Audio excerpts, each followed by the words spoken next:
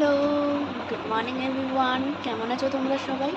আমি Riya and welcome back to my channel Icchetana. আজকে আমার ব্যাকগ্রাউন্ড দেখে বুঝতেই পারছো যে আমি আজকে ওইখানে নেই। আমি এসেছি আমার বাড়িতে, দুদিন আগেই এসেছি। আর আজকে হচ্ছে আমার মা আমাকে সাথ দেবে, তাই জন্য এখানে আছি। আজকেই চলে যাব। আর এখন সময় প্রায় 9টা মতো বাজে। একটু আগে ঘুম থেকে উঠলাম, এখনও ব্রাশ করা হয়নি। চা নিয়ে বসে আছি বিছানার উপরে। চাটা খেয়ে তারপরে ব্রাশ করতে যাব, ফ্রেশ হব। তো এই তো, চলো আজকে সারাদিনটা তোমাদের সাথে শেয়ার করব। চলো আমি চাটা খেয়ে নিই। আর আজকে অসম্ভব গরম, অসম্ভব। কালকের থেকেই গরমটা লাগছে, আজকেও লাগছে, মানে প্রচণ্ড গরম লাগছে। আর ওদিকে আমার মায়ের রান্নাবান্না কিন্তু অলমোস্ট কমপ্লিট, কারণ আমার মা কিন্তু সকালেই রান্না করে। আর আজকে বাবাও বাড়িতে আছে। আর আমার চা খাওয়া হয়ে গেছে। আর এখন আমি বিছানাটা চটপট তুলে পরিষ্কার করে নেবো, তারপরে আমি ব্রেকফাস্ট নিয়ে আসছি।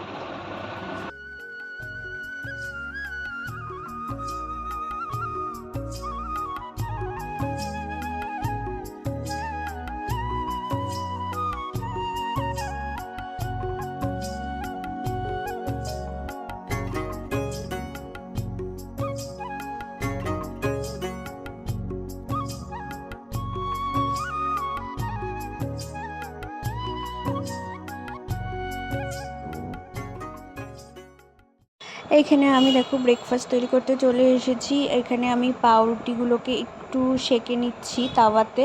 আর তার সাথে তোমাদেরকে একটু বাইরের ওয়েদারটা দেখাই। দেখো কি রোদ! এখন কিন্তু খুব বেশি বেলা হয়নি, প্রায় 9টা থেকে 9:30 মতো বাজে। আমি ব্রেডগুলোকে ভালো করে সেঁকে দিলাম, আর মা এখানে বাটার লাগিয়ে দিচ্ছে ব্রেডগুলোতে। আর আজকে আমাদের কিন্তু ব্রেকফাস্ট এটাই। আমরা 3 জনে ব্রেড আর বাটারই খেয়েছি। আর তারপরে দেখো আমরা ব্রেকফাস্ট করা হয়ে গেলে আমরা এখানে চলে এসেছি ম্যাঙ্গো লস্যি বানানোর জন্য। আমরা কিন্তু লস্যি বা এই ধরনের শরবতগুলো বাড়িতে বানিয়ে খেতেই বেশি পছন্দ করি। তো এটা বানানোর জন্য আমি ফার্স্টে আমগুলোকে ভালো করে ছোটো ছোটো করে কেটে মিক্সিং জারের মধ্যে নিয়ে ব্লেন্ড করে নিয়েছি। আর তারপরে এখানে দেখো আমি টক দই অ্যাড করেছি। আর লস্যির জন্য কিন্তু ওই প্যাকেটের টক দইগুলোই বেটার হয়।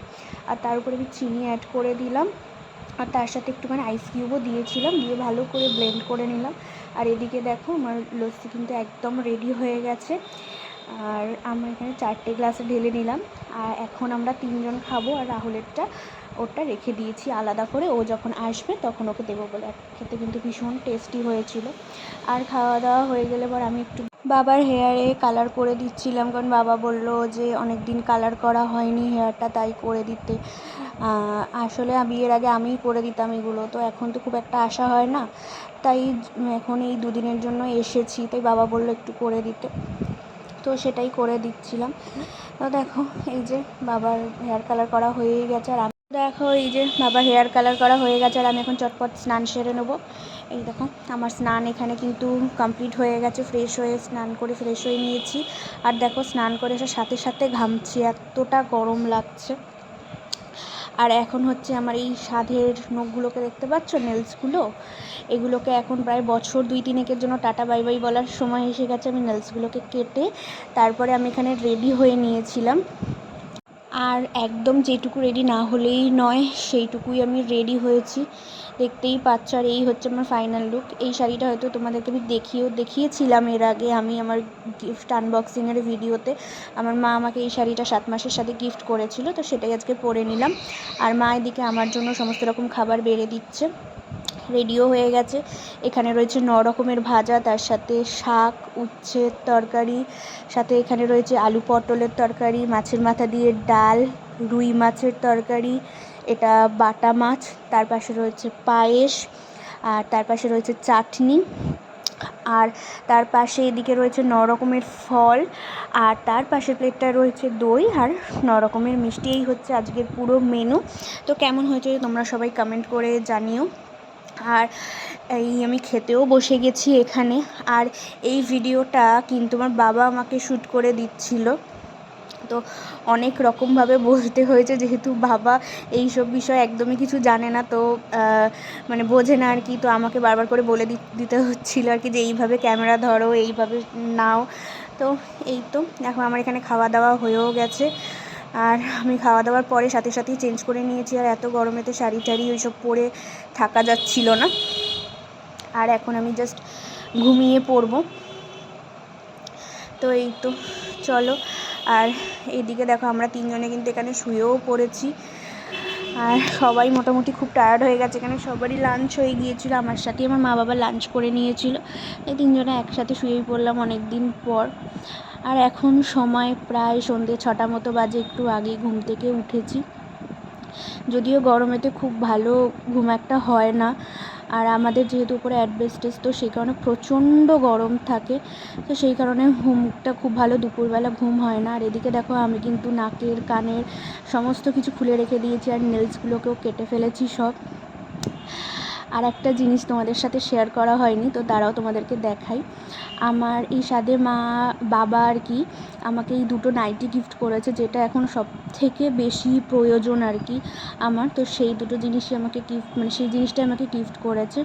আর এদিকে দেখো এখন প্রায় সন্ধ্যে 7টা কি 7:30 মতো বাজে, রাহুল এসে গেছে।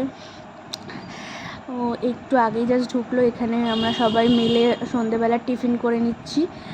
তো আমার টিফিন হয়ে গেছে, আর আমি এদিকে রেডিও হয়ে নিয়েছি বাড়ি যাবো বলে। এখন 8টা মতো বাজে, আমরা এখন বেরোচ্ছি। তো চলো বেরিয়ে আস্তে আস্তে। এই তো দেখো আমি কিন্তু যেহেতু খুব কাছেই আমার শ্বশুরবাড়ি আর বাপের বাড়ি, আমি হেঁটেই যাওয়া আসা করা পছন্দ করি। তো এই যে বেরিয়েও পড়েছি।